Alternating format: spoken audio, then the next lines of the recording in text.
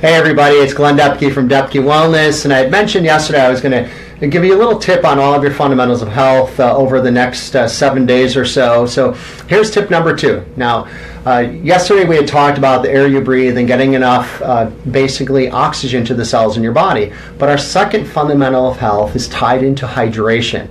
I can share with you that the higher percentage of the clients that come into Depke Wellness are living in a constant state of dehydration with consistency, and you're likely living in this yourself also right now. So as a first rule of thumb basically is to drink approximately 1 quart of water for every 50 pounds of body weight on a daily basis. So if you weigh 150 pounds, that would be 3 quarts of water, and then adjust that also accordingly based on your activity level. If you have a very high activity level, you might want to increase that a bit, and if you're almost more of a sedentary person, you might want to decrease that a little bit. But there's one other thing that you can use that's very simple and easy and effective to know where your hydration level is. It's just very simply just pay attention to the color of your urine. Yeah, I've heard so many people tell me in the past that, well, you should drink until your urine is clear, and that's not true. Because if your urine is coming out clear, you're overhydrated and you're likely really kind of wasting your electrolyte minerals and has a negative impact on your health. So you don't want your urine to be clear, but you don't want it to be like that brighter yellow or orangey color either. You really want your urine to have just a very slight tinge of yellow to actually help you understand where you're at from a hydration perspective. Right, now, the other thing too that is often asked of me is, what type of water should I drink? And I don't want to get deep into all the different types, but I would just say that by far the best water you could drink would be a true, clean, pure spring water, which is honestly, it's very difficult to find. Outside of that, I typically recommend reverse osmosis filtered water, which does a really great job of removing impurities. But the one thing I want to let you know, though, is if you do have an RO system, a reverse osmosis system, you want to add minerals back in because it also removes minerals. So you might want to put a little, if you had a glass container, put a little stalk of celery in there, or maybe squeeze a lemon or an orange, or you could, one of the things I love to do is put fennel in the water. It gives that like an interesting licorice flavor.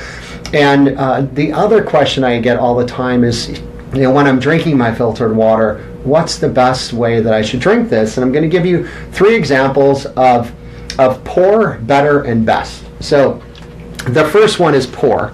And it's these bottles, these very flimsy, you can hear the noise of it, these very flimsy plastic bottles. I say this is pour, not just from the standpoint of you might not be drinking the best quality water in here, but this plastic bottle leaches out chemicals, and especially when they're being transported or sitting in a warehouse where they're at a really high temperature, it actually leaches out more of the chemicals. So this you want to stay away from whenever possible.